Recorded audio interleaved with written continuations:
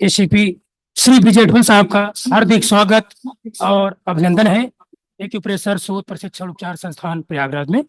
एक बार आप खड़े होकर सर का जरूर तालियों से हार्दिक स्वागत करिए।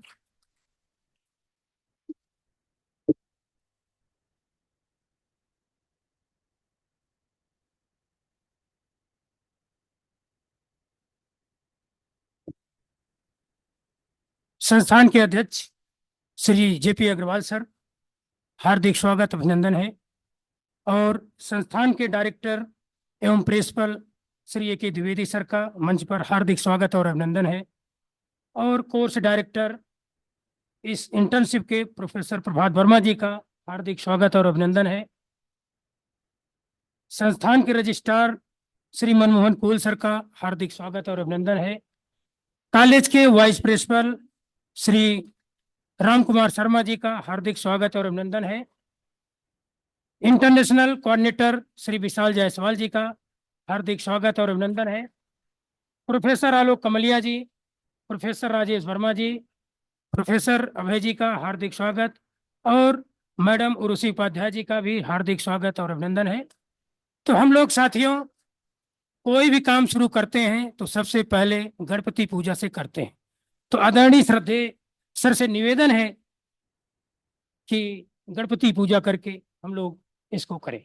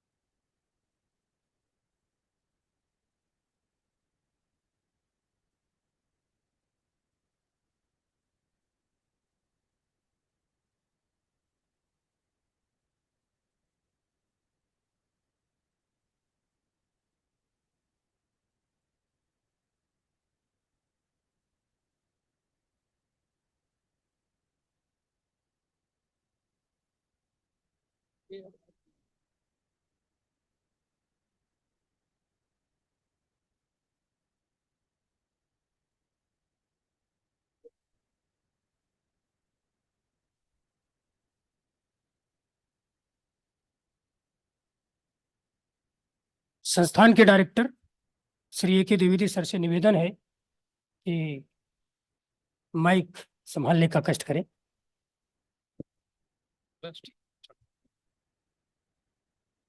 धन्यवाद सुनील जी। साथियों, ईश्वर की आराधना के पश्चात अतिथि अभिनंदन। हम सबका सौभाग्य है कि आज भारतीय पुलिस सेवा के 2012 बैच के वरिष्ठ अधिकारी श्री विजय ढोल जी, जो कि एडिशनल कमिश्नर हैं, हमारे बीच उपस्थित हैं हमारा उत्साहवर्धन करने के लिए। हम उन सबका स्वागत एवं अभिनंदन करते हैं। मैं संस्थान के अध्यक्ष आदरणीय जेपी अग्रवाल जी से आग्रह करता हूं कि हमारे मुख्य अतिथि महोदय का माल्यार्पण के द्वारा स्वागत एवं अभिनंदन करने का कष्ट करें। आदरणीय अग्रवाल साहब।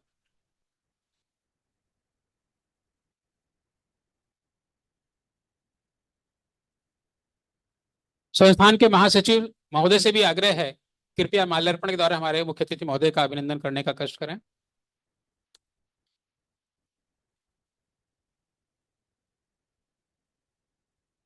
इस कार्यशाला के मुख्य समन्वयक प्रभात वर्मा जी से आग्रह है कि माल्यार्पण के द्वारा अभिनंदन करने का कष्ट करें।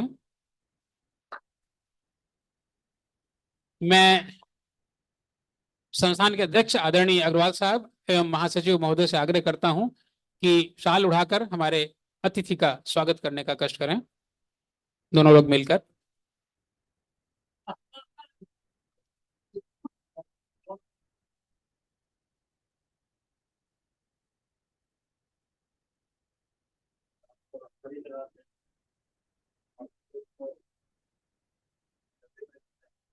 अच्छा, हमारे परम आदरणीय मुख्य अतिथि महोदय अत्यंत वरिष्ठ अधिकारी हैं और जहां भी रहे हैं आपने अपने प्रशासनिक क्षमता और अनुशासन से सबको बहुत राहत दिलाई है। हम उन्हें कुछ दे नहीं सकते हैं, प्रतीकात्मक रूप से एक हमारा चिन्ह है। मैं आग्रह करता हूं आदरणीय अग्रवाल साहब से कि हमारे मुख्य अतिथि महोदय को भेंट करने का कष्ट करें।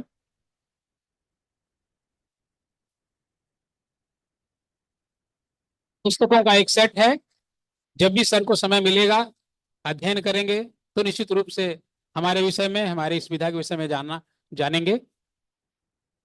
मैं आप सबको अवगत कराना चाहूंगा कि जो संस्थान का संकल्प है जो हम लोगों ने लिया था अत्यंत प्रारंभ में, each one reach one, each one treat one, each one teach one, यानी कि प्रत्येक व्यक्ति को कम से कम एक व्यक्ति से प्रतिदिन संपर्क करना है और अगर जरूरत है तो उसका उपचार करना है। उपचार से संतुष्ट होने पर इस विधा के ज्ञान के प्रति उनको जागृत करना है, यानी उन्हें प्रशिक्षण देना है। तो हमारे मुख्य अतिथि महोदय ने हमारे इस संकल्प को पूरा करने में भरपूर सहयोग किया है। अभी कल ही आपने पुलिस लाइन में सीनियर इंस्पेक्टर्स के मेरे ख्याल से 100-150 लोगों का बैच था और हमें ये बताया कि ये लोग उपलब्ध हैं, आप चाहें तो इन्हें अपनी विधा का ज्ञान जानकारी दे सकते हैं। और हमारी टीम तुरंत वहां पहुंच गई और हमने उन सभी को जितना हो सका इस विधा के बारे में बताया और जिसको जरूरत थी उसको हमने उपचार सेवा भी प्रदान की।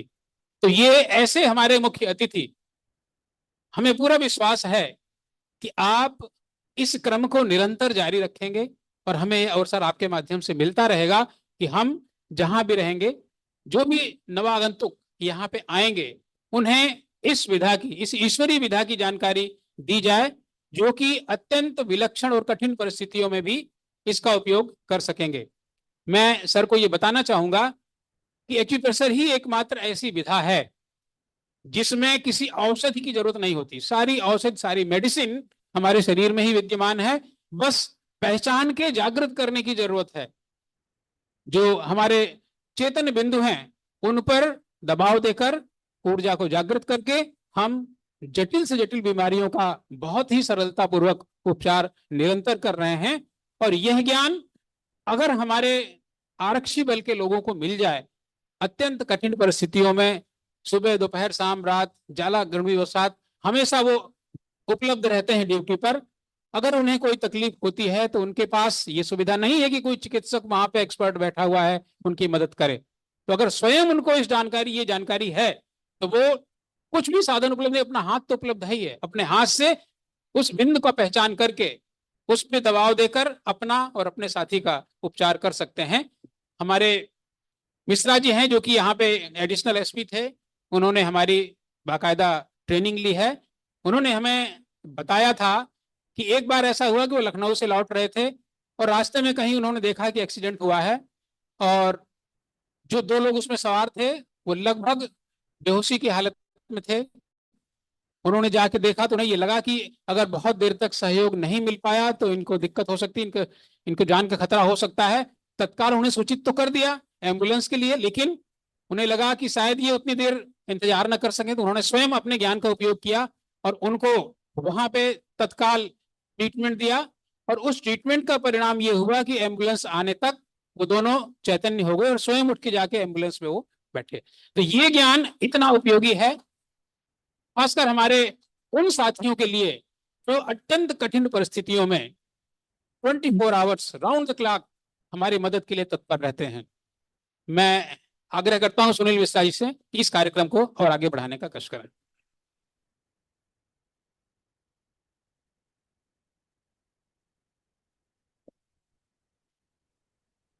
बहुत बहुत धन्यवाद सर। अब प्रोफेसर राम कुमार शर्मा से निवेदन करेंगे कि मोमबत्ती का आप करने का कष्ट करें।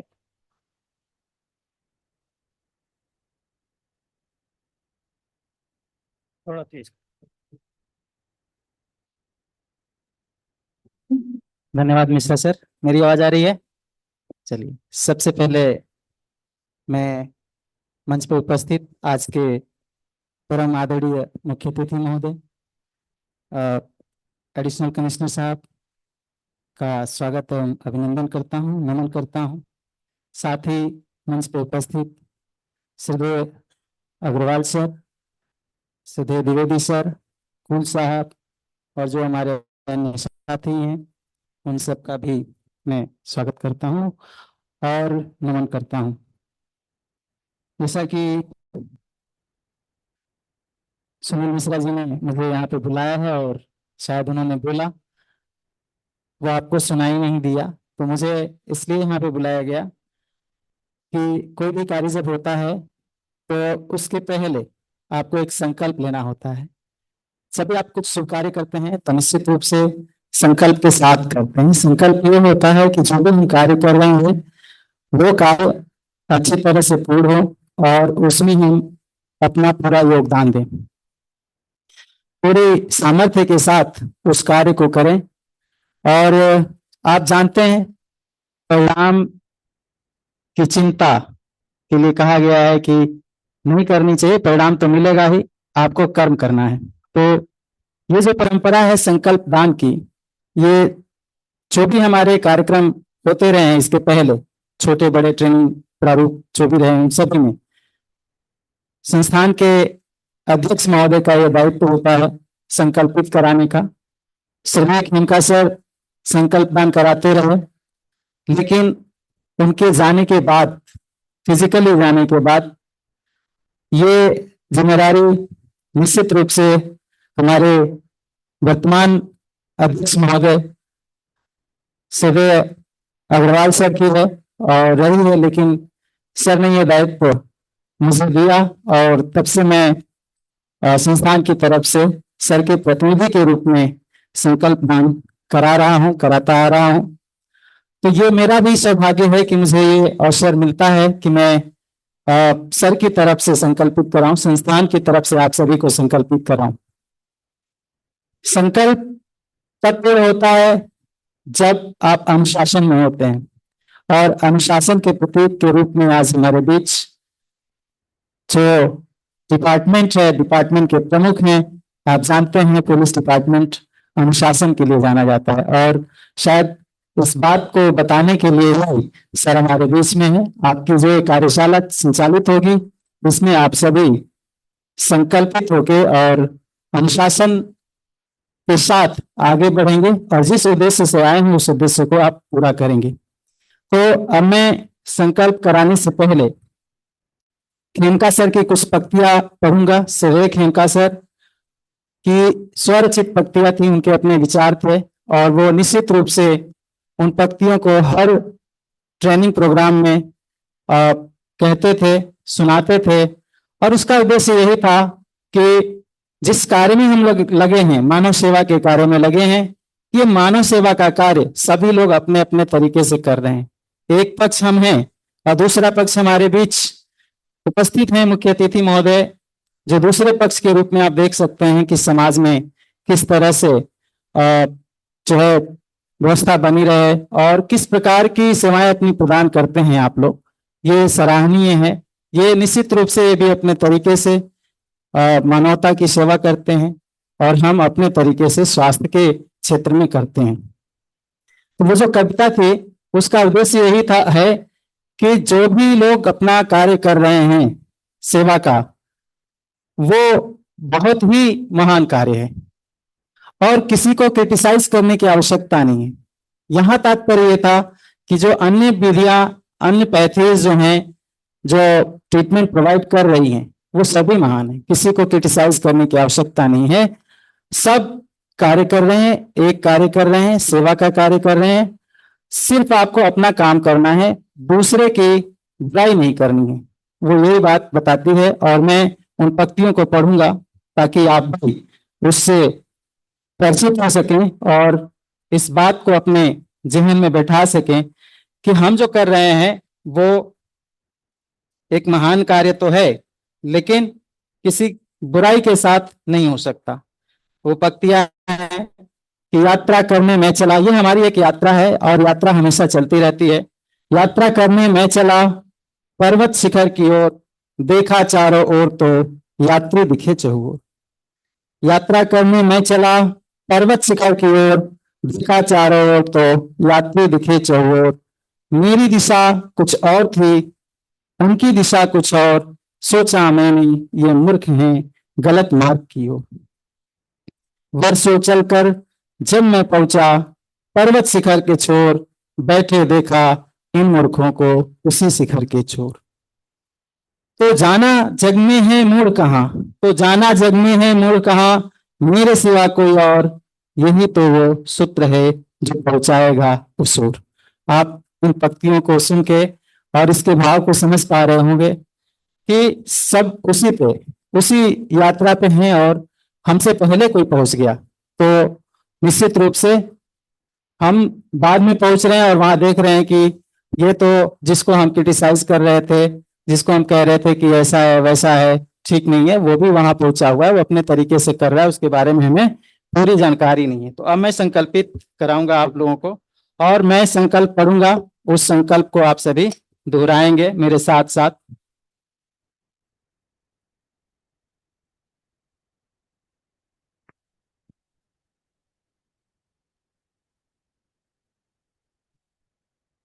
ये मैंने एक ज्योत जलाई है और हमारा उद्देश्य है कि इस ज्योत जलाई जाए और इस एक्यूप्रेशर के प्रकाश को पूरे विश्व में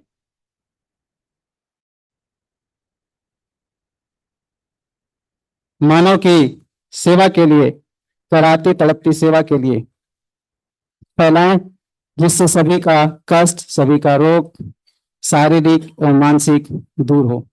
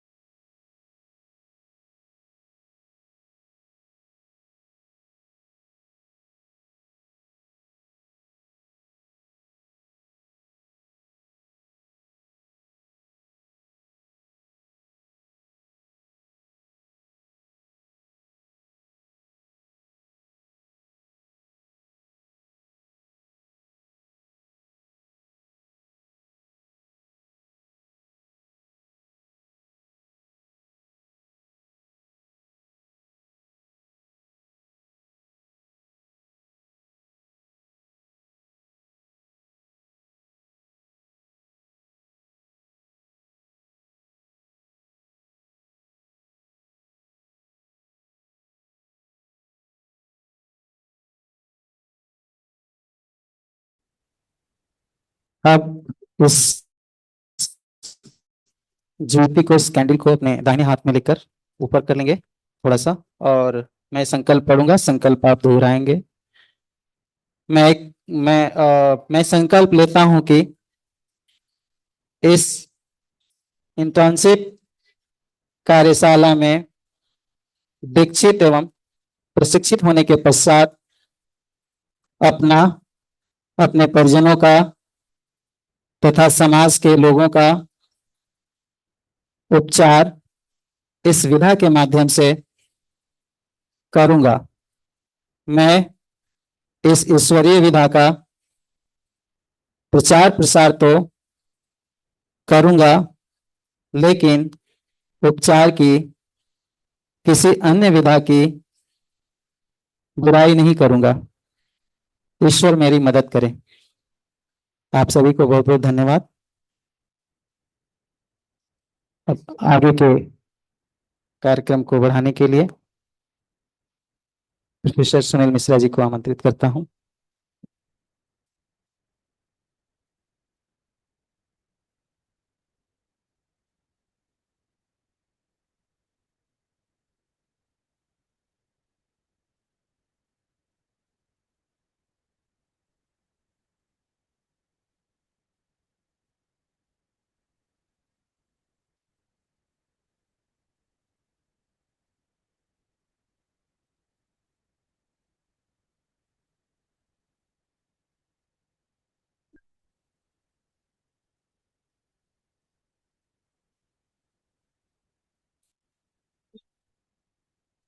बहुत बहुत धन्यवाद सर।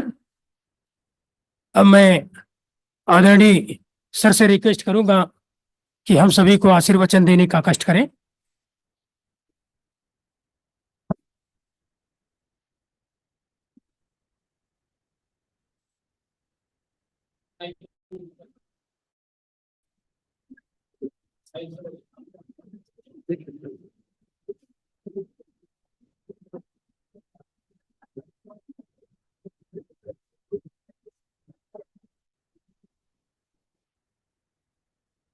इस 7 दिवसीय प्रशिक्षण कार्यक्रम में आए हुए हमारे सभी प्रतिभागी स्टूडेंट्स ही कहूंगा मैं। आप लोग अलग अलग राज्यों से आए हैं। मैं देख रहा था हरियाणा से 5 लोग आए हुए हैं, दिल्ली से 3, मध्य प्रदेश से 3, बिहार से 4, गुजरात से 2, पंजाब से 1, महाराष्ट्र से 1, राजस्थान से 6 और छत्तीसगढ़ से 2, उत्तर प्रदेश से 26।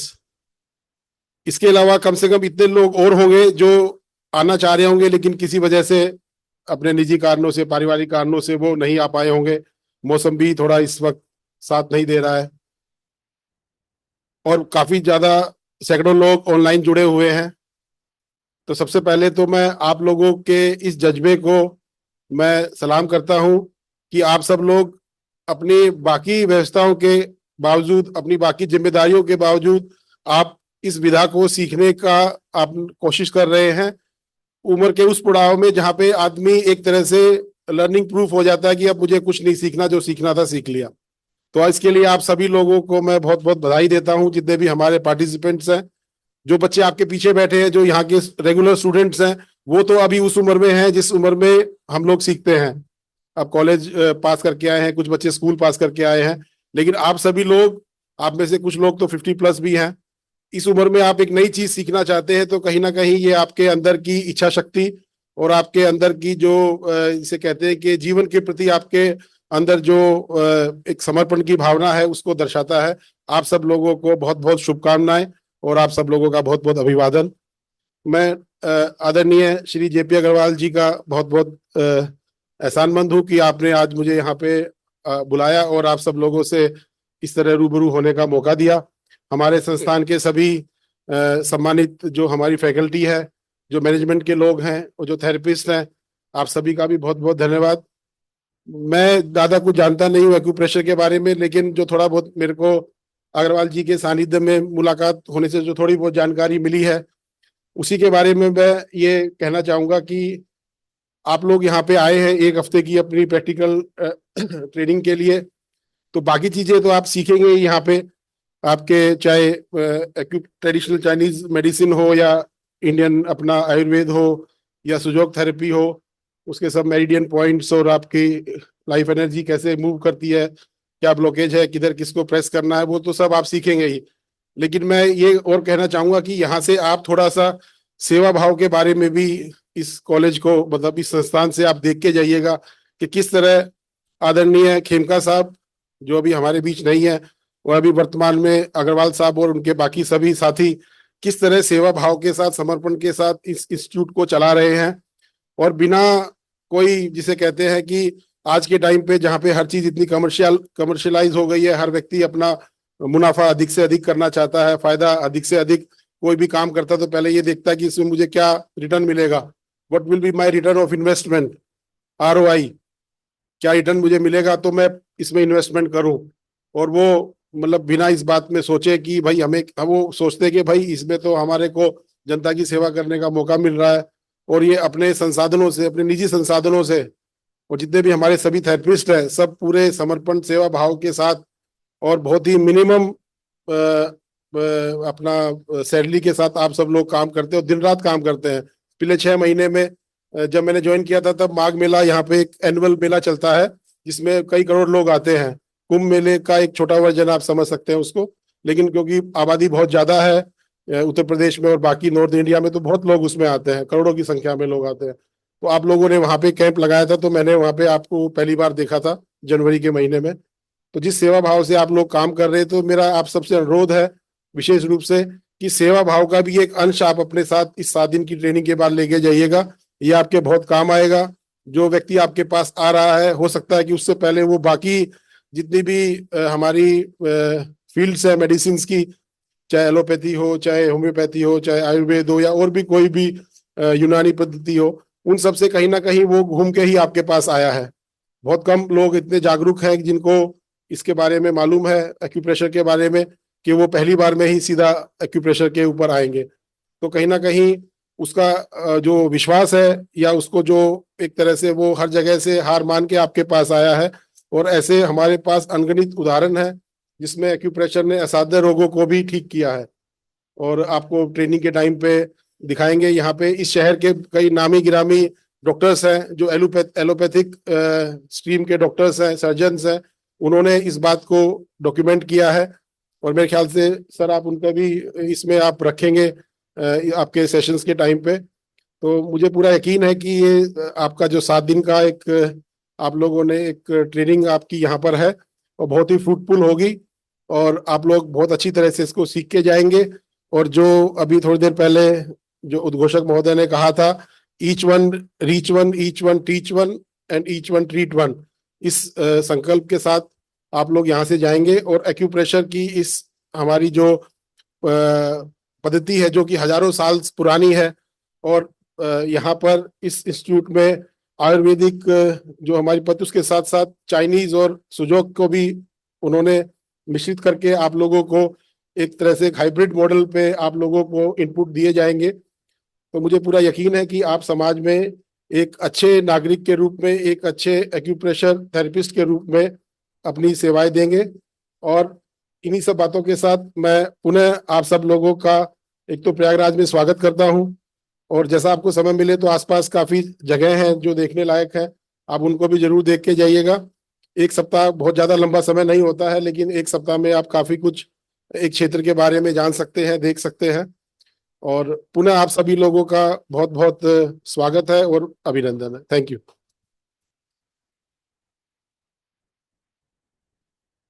बहुत बहुत धन्यवाद सर। बिल्कुल आपका आशीर्वचन हम लोगों के साथ है। तो एक एक बिंदुओं पर और एक एक पॉइंट को सीखकर जरूर ये लोग जाएंगे। अब इस इंटर्नशिप के डायरेक्टर प्रोफेसर प्रभात वर्मा जी कुछ जानकारी आप लोगों को जरूर देंगे, तो निवेदन करेंगे कि आकर बताने का कष्ट करें।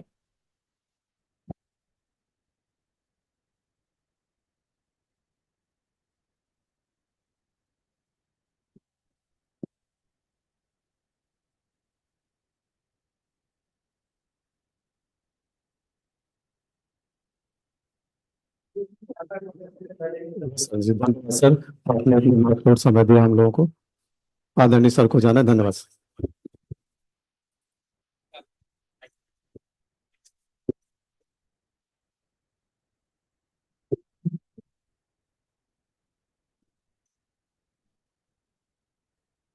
मैं स्वागत की इस फॉर्मेलिटी को छोड़कर ये बताना चाहूंगा कि कर्तव्य पथ पर आपने इस पद्धति को इसलिए जोड़ा है, अब ये इन्हें बहुत ही महत्वपूर्ण कार्य के लिए तुरंत जाना है, लेकिन यहाँ पर आने के लिए इन्होंने जो समय निकाला, मैं मेरे पास शब्द नहीं है कि आभार व्यक्त करूं, लेकिन ये मैं जानता हूं कि आपका भाव क्या है। आपने जिस दिन से प्रयागराज में पदार्पण किया है, यानी इतनी समीपी दृष्टि कि मेले में हमारे सारे सेंटर्स को देखा और उनकी प्रवृत्ति को देखी और देखा कि मेटाफिजिक्स इनका कैसा है, तब हमें आज आशीर्वाद दिया है। नहीं, और दूसरी बात मैं कहना चाह रहा हूं, मुझे ऐसा लगता है कि जितने अपराधी हैं उनको हथकड़ी तो जरूर लगाएंगे, लेकिन टॉर्चर होगा इस एक्यूप्रेशर के डंडे का, और जो उनका आचरण बदलेगा उसके लिए विजय हो के रहेगी, विजय हो के रहेगी ढूल साहब की। बहुत बहुत धन्यवाद। मुझे भी अपने ट्रीटमेंट के लिए जाना है। मैं क्षमा याचना के साथ डायरेक्टर महोदय से, यानी प्रभात वर्मा जी का बहुत ज्यादा इंसिस्टेंस था। मुझे आप सबके लिए बहुत बहुत मेरे हृदय में शुभकामनाएं भी हैं और असीम स्नेह है। हम मिलते रहेंगे। बहुत बहुत धन्यवाद।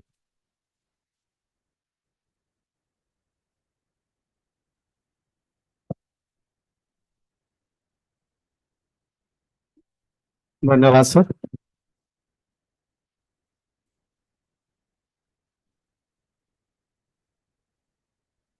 जी,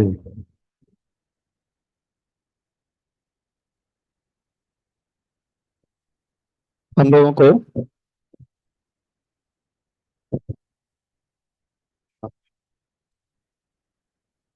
तो सभी लोगों को एक बार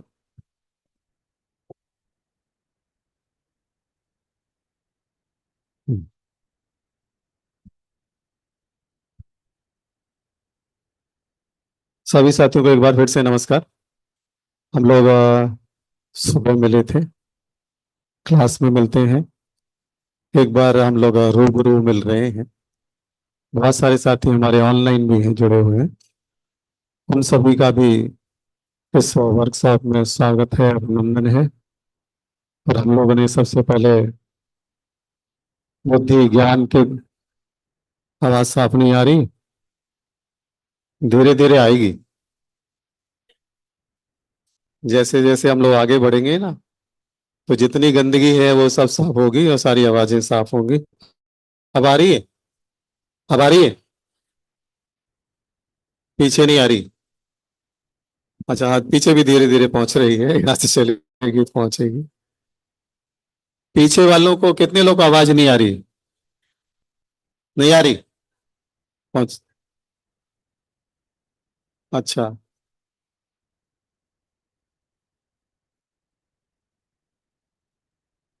बताइएगा आवाज आ रही होगी। अब आई? भाई पीयूष जी थोड़ा देखिए।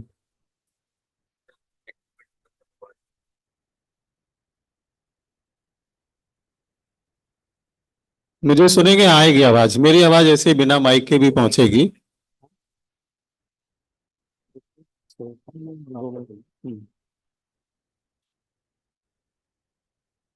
मैं आपसे ये बात कर, अब आ रही है आवाज?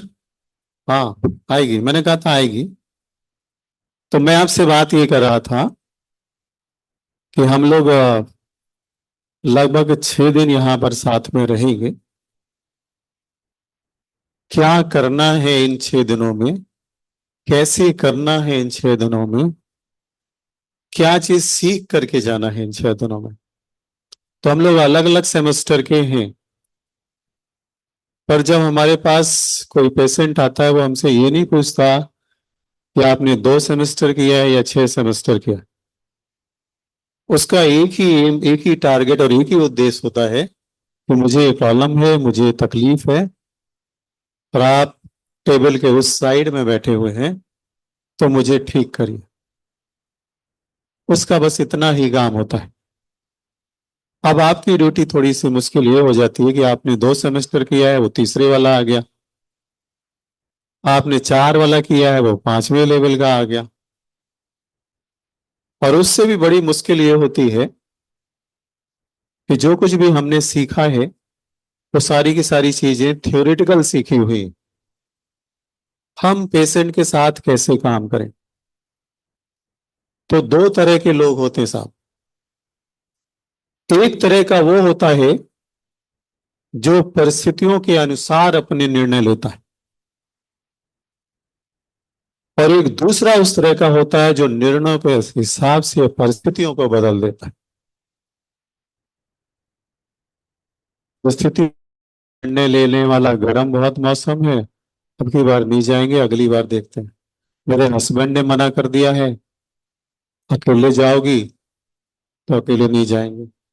मेरे साथ कोई जाने वाला नहीं है, मेरा एग्जाम है, एक दिन पहले खत्म होने वाला है, दूसरे दिन कैसे पहुंच पाएंगे?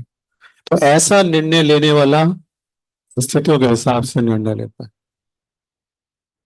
पर जो दूसरा व्यक्ति होता है जो निर्णय के हिसाब से परिस्थितियां बदल दे,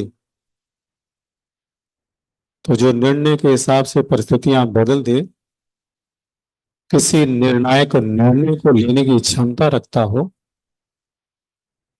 फिर उसको जीतने से कोई रोक नहीं सकता। और आप उन सभी लोगों में से एक हैं जिन्होंने कठिन परिस्थितियों में भी इस तरह का निर्णय लिया है जो आपको अगले 6 दिन में बदल के रख देगा। आज पहला दिन है, ओपनिंग है। इसी जगह से जब हम लोग क्लोजिंग करेंगे तो सिर्फ आप में चेंज नहीं आएगा, परिवर्तन नहीं आएगा, आपकी पूरी की पूरी लाइफ ट्रांसफॉर्म हो जाएगी। चेंज और ट्रांसफॉर्मेशन में एक अंतर होता है। चेंज रिवर्सिबल है, आज थोड़ा सा चेंज हुआ, कल फिर वही वापस जा सकते हैं। पर जो ट्रांसफॉर्मेशन होता है, जैसे मेढक आपने देखा होगा, मेढक मेढक बनने से पहले मछली जैसे फॉर्म में रहता है, पानी में तैरता है जैसे मछलियां तैरती। उस मछली से मेढक बनने वाले प्रोसेस को कहते हैं मेटामॉर्फोसिस, बायोलॉजिकल वर्ड। ये ट्रांसफॉर्मेशन है, फिर से मेढक उस फॉर्म में नहीं जा पाएगा, रिवर्स नहीं हो पाएगा। तो जब हम लोग इसी जगह पर छठे दिन मिलेंगे, क्लोजिंग के साथ मिलेंगे, और जो आज माइक मेरे पास है उस दिन ये माइक आपके पास होगा, आपकी अभिव्यक्ति होगी, आपके विचार होंगे, तब आपको पता चलेगा कि जो आपने निर्णय लिया था यहाँ आने के लिए, और जो लोग ये निर्णय नहीं ले पाए यहाँ आने के लिए, उससे आप 10 टाइम्स आगे होंगे, मेनी मोर टाइम्स आगे होंगे। क्योंकि आप उन बहुत सारी चीजों को सीख करके जाएंगे जो ऑनलाइन में नहीं होता। ऑनलाइन में हम लोग, ये तो फायदा हुआ जो अपना मोटो है ईच वन रीच वन वाला, पूरी दुनिया में पहुंच गए, ये तो फायदा हुआ। पर एक दिक्कत ये भी हो गई कि जब पेशेंट सामने हो और उसका इलाज करना हो, तो हमारे पास थ्योरेटिकल नॉलेज तो बहुत है, पर उसको काम कैसे करें, उससे प्रैक्टिकल वाली डीलिंग कैसे करें, कब कौन से पॉइंट का सिलेक्शन करें, उस पॉइंट का एप्लीकेशन करें, सही है कि नहीं है कैसे समझें। क्योंकि पेशेंट सिर्फ एक ही चीज बताएगा आपको, या तो मुझे फायदा हुआ और या मुझे फायदा नहीं हुआ। तो आपको 2 काम करने होते हैं। एक काम,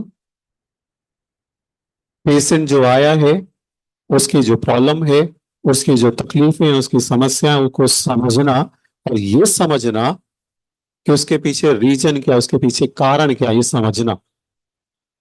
इस समझने वाली चीज को कहते हैं डायग्नोसिस। डायग्नोसिस, इसको क्या हुआ है, ये डायग्नोसिस। फीवर हुआ है, पर फीवर के पीछे रीजन क्या है? ये धूप बहुत तेज है, धूप लग गई, सनस्ट्रोक हो गया, लू लग गई। अंदर एसी में ज्यादा रह गया है, ठंड लग गई, कोड़ लग गई, तो फीवर आ गया। इसका हीमोग्लोबिन कम है, कुछ भी करता है तो फीवर आ जाता है। उसको यूटीआई है तो फीवर आता है। आ तो सबको फीवर ही रहा है, पर उस फीवर के पीछे रीजन क्या है, कारण क्या है, उस कारण तक पहुंचना, उसको कहते हैं diagnosis. Diagnosis is much more important than treatment. हम ज्यादातर फोकस ट्रीटमेंट पर करते हैं, इसकी प्रोटोकॉल बता दो, उसकी प्रोटोकॉल बता दो, फीवर की प्रोटोकॉल बता दो। पर जो फीवर की प्रोटोकॉल बता दी, क्या सारे के सारे फीवर में एक ही प्रोटोकॉल लगेगी? क्या एक ही तरह से इलाज करेंगे? फीवर की तो प्रोटोकॉल है आपके पास, फिर भी आपका पेशेंट ठीक नहीं हो रहा, कुछ तो गलती हुई होगी। तो दो गलतियां हो सकती। पहली गलती, जो मैंने आपसे अभी बात की, आपने उस बीमारी की जड़ को ढूंढ ही नहीं पाए, डायग्नोसिस वाला काम कर ही नहीं पाए। और दूसरी बड़ी गलती होगी कि आपने डायग्नोसिस तो बना ली, प्रोटोकॉल तैयार कर ली, पेशेंट पर अप्लाई भी कर दिया, फिर भी फायदा नहीं होता। फिर दूसरी गलती ये होगी कि आपने जो प्रोटोकॉल बनाई थी, जो आपने डायग्नोसिस की थी, वो सब सही था, उसमें कोई कमी नहीं थी, पर जो आपने अप्लाई किया, उस एप्लीकेशन में गड़बड़ी थी। आप ठीक से पॉइंट अप्लाई नहीं कर पाए, ठीक से प्रोटोकॉल लगा नहीं पाए, तो पेशेंट को फायदा नहीं हो रहा। पेशेंट तो एक ही चीज बता रहा है, मुझे फायदा हुआ या मुझे फायदा नहीं हुआ। पेशेंट कह रहा मुझे फायदा नहीं हुआ। अब आप नहीं ढूंढ पाएंगे कि मेरी डायग्नोसिस में प्रॉब्लम है कि मेरे ट्रीटमेंट में प्रॉब्लम है। किसी एक में भी प्रॉब्लम होगी, किसी एक में भी कमी होगी, गलती होगी, तो हम ढूंढ नहीं पाएंगे।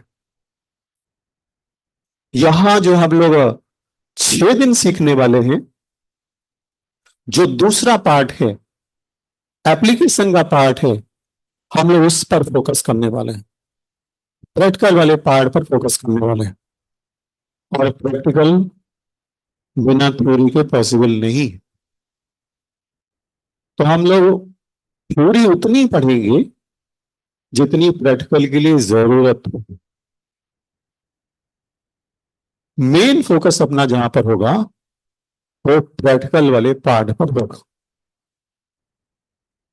किसी व्यक्ति को सफल होने के लिए, सक्सेस होने के लिए, आप चिकित्सक बनना चाहते हैं बढ़िया वाले, आप क्रिकेटर बनना चाहते हैं, डॉक्टर बनना चाहते हैं, सफल होने के लिए 5 चीजों की जरूरत होती है, 5 चीजें। सबसे पहली चीज है कि जिस चीज में आप चाहते हैं सफलता, उसका शिक्षण, एजुकेशन हो, आपके पास जानकारियां हो। शिक्षण पहला, एजुकेशन। और दूसरे नंबर पर आता है प्रशिक्षण। आपके पास प्रोफेसर की बहुत बढ़िया एजुकेशन है, बहुत बढ़िया जानकारी है, पर फिर भी आप आगे नहीं जा सकते, सफल नहीं हो सकते, सक्सेस नहीं हो सकते। क्यों? क्योंकि आपके पास ट्रेनिंग नहीं है, शिक्षण नहीं है, एप्लीकेशन नहीं जानते, कब कौन सा लगाएं, कैसे लगाएं, ये जानकारी नहीं है। इसकी वजह से आप पूरी तरह से सफल नहीं हो पाएंगे। इस सफलता में हमेशा ही संदेह बना रहेगा। तो पहली वाली चीज आपके पास है, एजुकेशन है, आपको ऑनलाइन क्लासेस मिली हैं, और हम लोग ये मान करके चलेंगे कि 6 दिन से पहले आपने जो कुछ भी पढ़ा है उसको रिकॉर्डिंग सुनी है, उसके नोट्स बनाए हैं, उसकी तैयारी की है, और उसके बाद यहाँ आए हैं। क्योंकि जितनी बढ़िया आपकी तैयारी होगी उतनी बढ़िया ट्रेनिंग का आप फायदा उठा पाएंगे। तो फिलहाल हम लोग इस सफलता की दूसरी सीढ़ी पर हैं, दूसरी पायदान पर हैं, प्रशिक्षण के लेवल पर आ गए। तो आपका निर्णय था जो आपकी दूसरी सीढ़ी पर ले गया। जितने लोग भी इस सीढ़ी को स्किप करेंगे, आगे निश्चित कहीं ना कहीं अटक जाएंगे, कहीं ना कहीं उनकी ग्रोथ और डेवलपमेंट में रुकावट आएगी। उनको हर हालत में ये प्रशिक्षण लेना ही पड़ेगा। आप जिस जगह पर हैं अभी अपने कमिश्नर साहब धूल साहब बता रहे थे कि वो जगह यहाँ पर जो है, जो आपको यहाँ खींच करके लाई है, लोग बता रहे थे कि प्रभास सर ने वो क्लास ली है, इस वजह से लोग इतने जुड़ गए हैं। ये प्रभास सर के कहने पर नहीं आए हैं, ये आपको संगम नगरी पर भगवती गंगा ने बुलाया है। ये वही जगह पर है कि अगर आप कुंभ में आते ना, तो जो रोड आपको दिख रही, जो पीछे का मैदान आपको दिख रहा है, उस पर जो तिल होता है, चावल होता है, इसे ऊपर से ऐसे डाल देते ना तो नीचे नहीं जाता। इतनी सिर दिखाई देते थे यहाँ से, इतनी भीड़ दिखाई देती थी। हम लोग यहाँ पर आना मुश्किल था अपने एरिया से, गाड़ियां चलना तो बहुत दूर की बात है। तो जहां पर आने के लिए, जहां पर रहने के लिए, एक रात गुजारने के लिए इतनी मारा मारी थी। ऋषि मुनि साधु सन्यासी जहां इतनी जगह रह रहे थे, आप उस धरती पर सीधे साक्षात माँ भगवती सुबह आपको दर्शन देंगे। उस जगह पर आप यहाँ रहने वाले हैं। सारे लोगों को ये मौका नहीं मिला है, आपको मौका मिला है। तो अपने धौल साहब कह रहे थे कि घूम के आइएगा शहर में, तो हम लोग ने वो सारा टाइम टेबल ऐसा बनाया है। सुबह का भरपूर आपके पास टाइम रहेगा, 10 बजे से क्लासेस रहेंगी, तो आपके पास सुबह का भरपूर टाइम रहेगा, आप उसका यूज कर सकते हैं। बहुत सारी जगह हैं, क्योंकि ये सिर्फ ऐतिहासिक जगह नहीं है, धार्मिक जगह नहीं है। अगर आप यहाँ पर कहीं किसी होटल रिसोर्ट में भी जाएंगे ना, तो ऐसी जगह नहीं मिलेगी कि आपका होटल हो, ये सामने ग्राउंड हो, बगल में कोई नहर हो, ऐसा मिलेगा नहीं कहीं, कितने भी लाखों खर्च करने के बाद भी। तो यहाँ पर जितने दिन हम लोग रहे, अपना सारा फोकस सारी जगह से हटा करके एक ही जगह लगाना है। जैसे अगर आपने फोटोग्राफी सीखी हो, तो फोटोग्राफी हमारा लगा रखा कैमरा हमारे दोस्त जी ने, तो उसका नियम है, एक रूल है।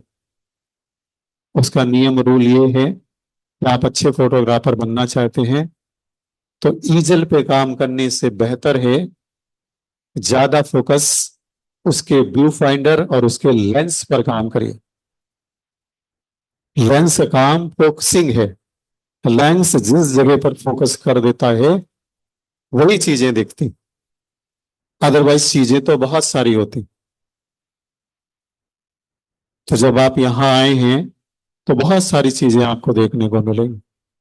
इतना बढ़िया मौसम, जैसे जैसे शाम बढ़ेगी रात की तरफ, ये पूरा मौसम, पूरा माहौल इतना आनंदित करेगा आपको। हम लोग ने एक शाम एक ऑर्केस्ट्रा पार्टी का भी प्रोग्राम किया है, वेडनेसडे को रहेगा, उसका भी आप आनंद लीजिएगा। तो जैसे जैसे ये शाम चढ़ती जाएगी, रात होती जाएगी, रात जमा होती जाएगी, आपको यहाँ का मौसम इतना आकर्षित करेगा। बहुत सारे लोग मुझसे पूछ रहे थे वहां आएंगे दिक्कत तो नहीं होगी, कोई कष्ट तो नहीं होगा। तब भी मैंने यही कहा था, ऐसा हो ही नहीं सकता कि आप कहीं बाहर जाएं आपको कोई दिक्कत ना हो, कोई कष्ट ना हो। तो आपको कष्ट तो होगा, दिक्कत तो होगी, और उतनी ही होगी जैसे आप किसी अपने रिलेटिव पर जाते हैं, बुआ जी के, नानी जी के, चाचा जी के जाते हैं, उससे ज्यादा प्रॉब्लम यहाँ नहीं होने वाली। पर एक प्रॉब्लम आपको जरूर होगी, जब 6 दिन के बाद आप जाने लगे और यहां से जाने का मन ना किया तो, क्योंकि जो चीजें सीखेंगे, जो यहाँ का खान पान रहेगा, जो यहाँ का माहौल रहेगा, जो यहाँ का एटमॉस्फेयर रहेगा, हर कहीं और नहीं मिलने वाला। और अगर वो जाने की इजाजत नहीं दे तो आप क्या करेंगे? यहाँ सच में ऐसा रहेगा, तो हम उन सभी चीजों का आनंद लेंगे।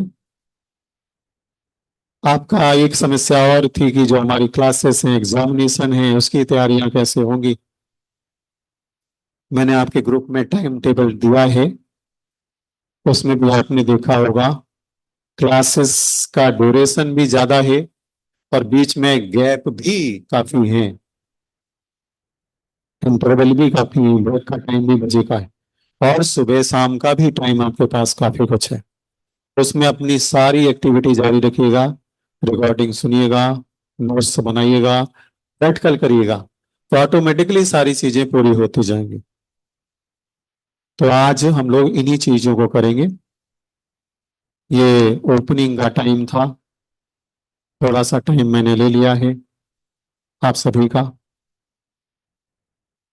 तो हम लोग इस ओपनिंग वाले प्रोग्राम को फिलहाल यहीं पर क्लोज करते हैं और इसके बाद हम लोग 2 मिनट के ब्रेक के बाद फिर से इसी जगह पर जुड़ेंगे और फिर आगे की क्लास की चर्चाएं करेंगे।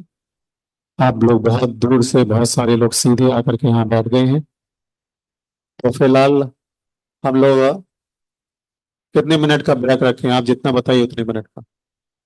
10 मिनट का? 10? तो ठीक है, हम लोग ठीक 10 मिनट बाद फिर से यहीं पे मिलते हैं और फिर आगे कंटिन्यू करते हैं। आप सभी का, जो लोग ऑनलाइन जुड़े हैं, ऑफलाइन जुड़े हैं, सभी का बहुत बहुत धन्यवाद। सभी को नमस्कार।